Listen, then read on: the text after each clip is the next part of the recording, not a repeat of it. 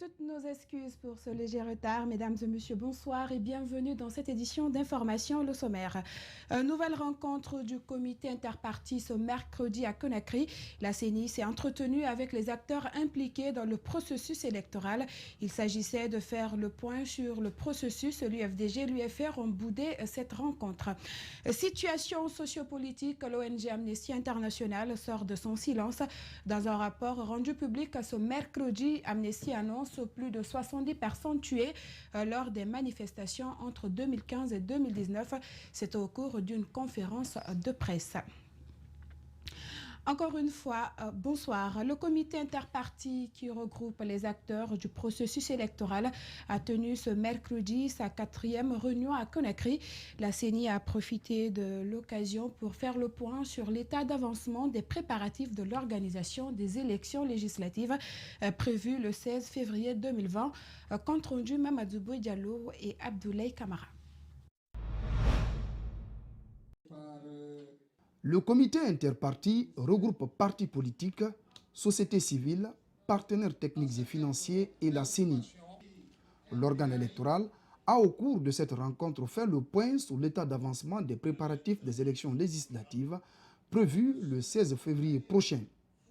À date, 3767 commissions administratives d'établissement et de révision des listes électorales, KRL, ont été installées. On a installé 3767 commissions administratives d'établissement et de révision des listes électorales. Si vous prenez 818, ça ne concerne que la région de Conakry. Une autre avancée, selon la CENI, c'est l'acquisition d'une solution électorale avec pour dénomination Diamant Solution, fournie par l'opérateur international Innovatrice, appuyée par une entreprise coréenne, Muri. Une solution électorale multibiométrique qui nous permettra de faire le dédoublonnage et la déduplication de notre fichier électoral. Diamant Solution a été acquise non seulement par la collaboration de deux entreprises que vous connaissez très bien, Innovatrice et Miro, mais c'est une solution qui appartient à la Guinée. C'est une solution qui est indépendante des opérateurs. Après l'exposé des commissaires de la CENI sur les avancées liées aux préparatifs des législatives, certains partis politiques n'ont pas manqué de réaction. Les jugeront au résultat. C'est le résultat que nous connaissons et bien sûr, comme ils promettent de faire des élections crédibles, acceptées de tout le monde, eh bien nous les attendons au tournant.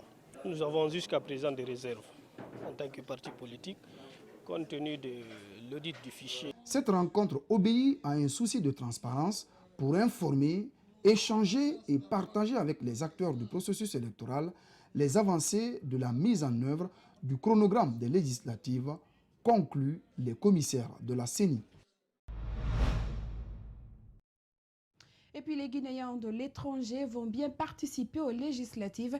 D'ailleurs, une mission de la CENI doit s'y rendre dans certains pays pour enrôler les électeurs. Le commissaire Boubacar Birobari fait le point. On l'écoute au micro de Mamadou Diallo et de Abdoulaye Kamara. Il y a des missions qui vont sortir à la fin même de cette semaine pour aller installer les SIAMI.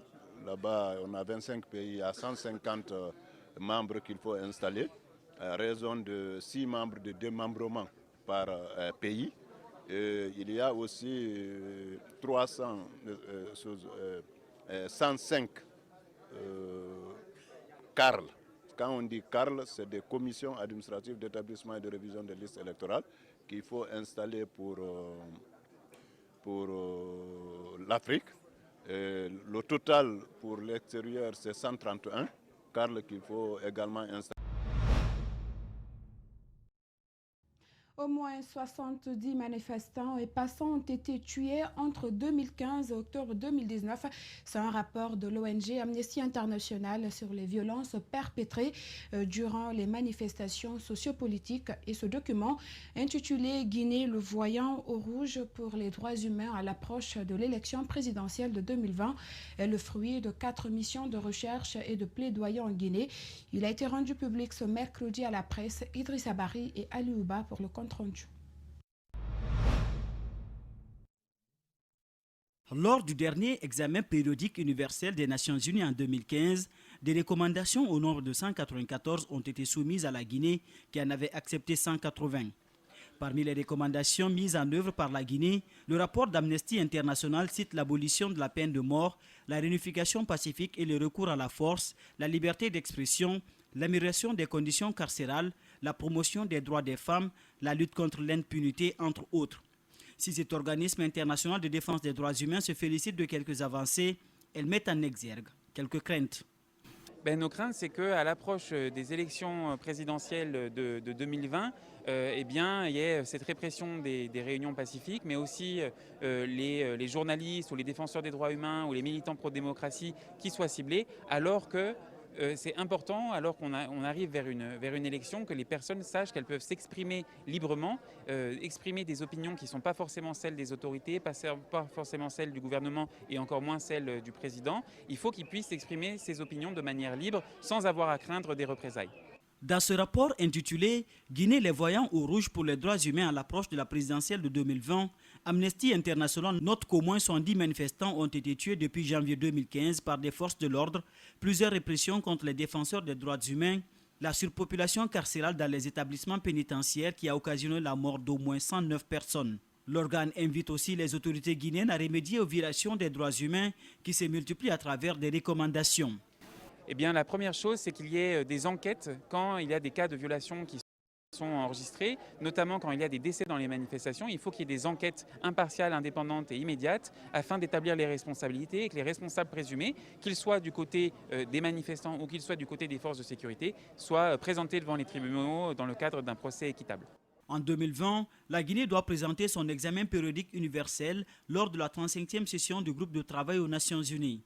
Pour ces responsables d'Amnesty International, ce rapport vise à examiner la mise en œuvre des recommandations faites à la Guinée lors de son précédent passage. Et c'est un reportage d'Idriss Abari et de Aliouba. Manifestation du FNDC, acte 4, c'est pour ce jeudi 14 novembre.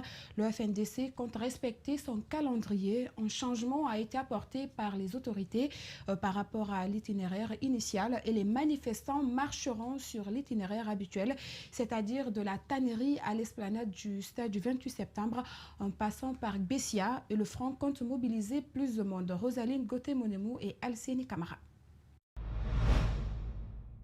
Les responsables du FNDC rassurent les uns et les autres de la tenue effective de la marche de ce jeudi. Cette structure comptait marcher cette fois-ci sur l'autoroute Fidel Castro, mais l'itinéraire, comme les dernières fois, a été modifié. À la veille de cette manifestation, l'heure est aux préparatifs. De se retrouver dès 8 heures au plus tard à l'aéroport de Bessia pour l'itinéraire qui est prévu, afin qu'on se retrouve au Palais du Peuple et qu'ils soient vraiment très responsables comme ils ont l'habitude de le faire afin que cette manifestation réussisse. Le FNDC a multiplié son équipe de sécurité. Il dit avoir formé 2000 jeunes qui vont assurer la sécurité des citoyens à l'occasion de leurs différentes marches qui sont souvent émaillées de violence. Surtout qu'il compte mobiliser plus ce 14 novembre qu'à la dernière marche. L'une des particularités, c'est le fait qu'on a renforcé notre dispositif entre griffes sécuritaires, c'est-à-dire les observateurs. Au lieu de 1000 jeunes, nous avons 2000 jeunes. L'une des particularités, nous comptons mobiliser plus que ce que nous avions l'habitude de mobiliser. Le FNDC est composé de près de 300 mouvements, 38 partis politiques et 58 organisations de la société civile. Sa mission phare est d'empêcher le président de la République de se présenter pour un troisième mandat. Pour cela, ses membres réaffirment leur détermination à user de tous les moyens légaux possibles pour l'en empêcher. Le Front national a été créé pour barrer la route au professeur Alpha Condé de briguer un troisième mandat en République de Guinée. Et nous sommes focus là-dessus. Quelle que soit la voie qu'on utilise pour faire en sorte qu'il accède au troisième mandat, nous allons barrer cette route-là. Le Front national pour la défense de la Constitution invite tous les citoyens à rester mobilisés pour la cause de la nation.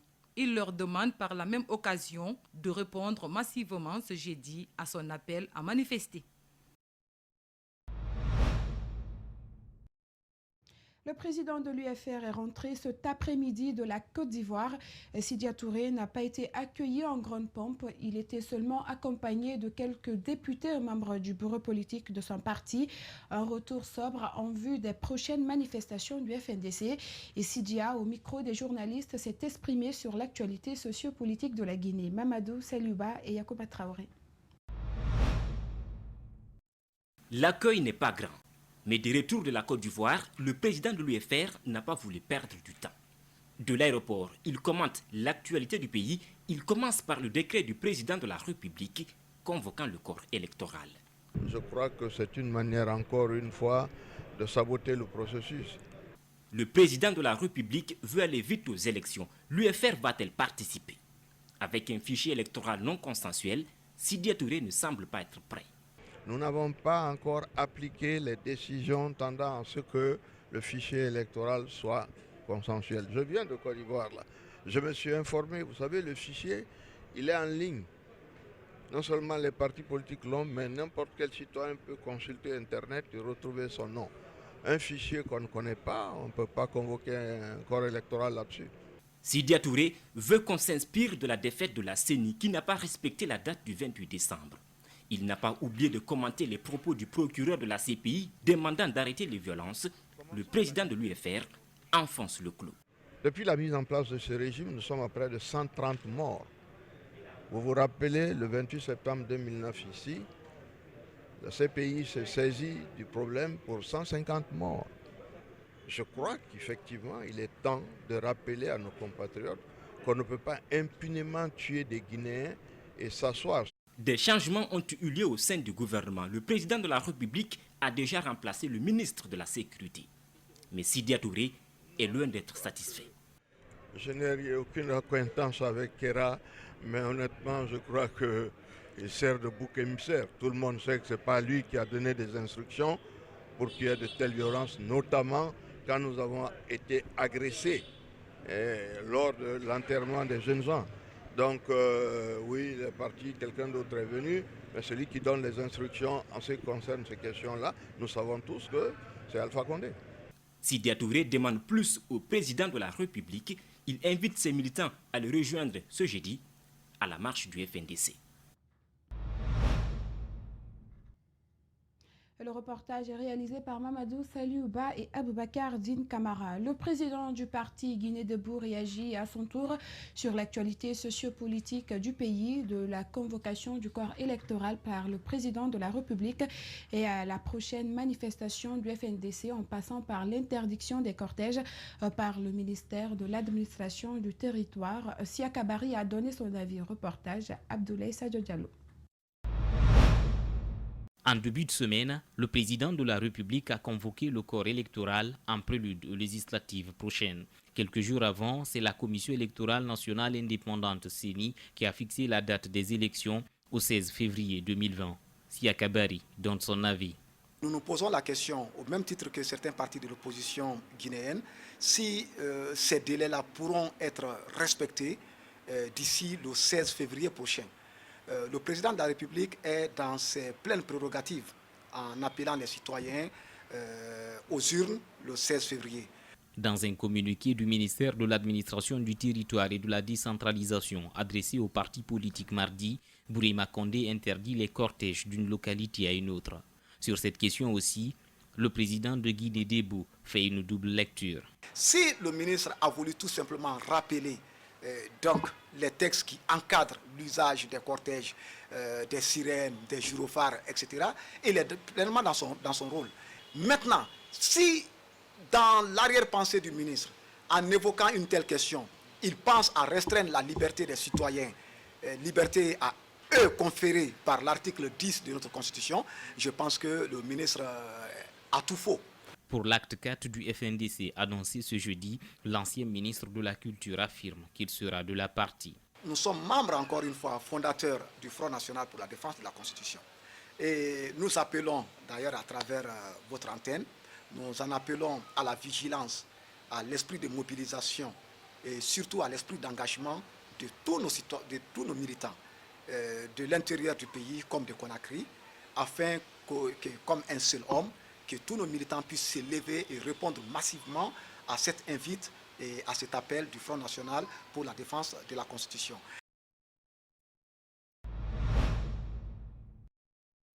Et puis du nouveau show Total, il s'agit de Total Corse Autoservice qui offre aux clients la garantie de vidange avec des produits de qualité, une série de contrôles de sécurité gratuits. À cela s'ajoute Total Watch qui permet de laver la voiture en profondeur et la faire briller. La cérémonie de présentation s'est déroulée ce mardi en présence de plusieurs personnalités et clients de la société. Alcéni Barry commente les images d'Ibrahima Souma. Total innove et se démarque. Après les carburants de qualité avec Total Excellium qui nettoie les moteurs des véhicules kilomètre après kilomètre, des lubrifiants avec Total Quartz, désormais, il faut ajouter la nouvelle baie de graissage Total Quartz Autoservice avec des équipements modernes. Des points de contrôle de sécurité systématiques offerts à tous les clients, sans oublier Total Wash qui permet de laver la voiture en profondeur et la faire briller. Il suffit de se rendre à la Bellevue. Nous réunit aujourd'hui des services automobiles différenciants, innovants, comme cette baie Total Quartz Autoservice qui offre aux clients bien sûr la garantie de vidange avec des produits de qualité, mais aussi une série de contrôles de sécurité gratuits. Tout cela opéré par des graisseurs formés et à des prix compétitifs et transparents. Les travaux sont effectués par tout le personnel au grand bonheur des clients. Cette machine est automatique. Elle lave elle-même. Le client n'a pas besoin d'assistance après avoir acheté son programme. Total Wash est rapide et fiable. La machine là, c'est un nouveau type de lavage. On avait installé avant les jet wash sur les autres stations. Ça, c'est un portique. Donc, il a plusieurs options. Il y a le lavage sous châssis, en bas, ça lave en bas. Il y a un lavage moussant, le mousse. Il y a du cire listrant. Il y a du polish. Il y a plusieurs types de trucs, quoi, je veux dire. Total vous offre la proximité, la simplicité, la sécurité et la propriété. Plus besoin de réfléchir. Un tour chez Total et tous les problèmes de vos véhicules sont réglés. Et voilà, c'est cet élément qui met fin à cette édition d'information réalisée par toute l'équipe technique d'Espace TV. Merci à tous de l'avoir suivi et quant à moi, je vous donne rendez-vous à 22h pour une prochaine édition d'information.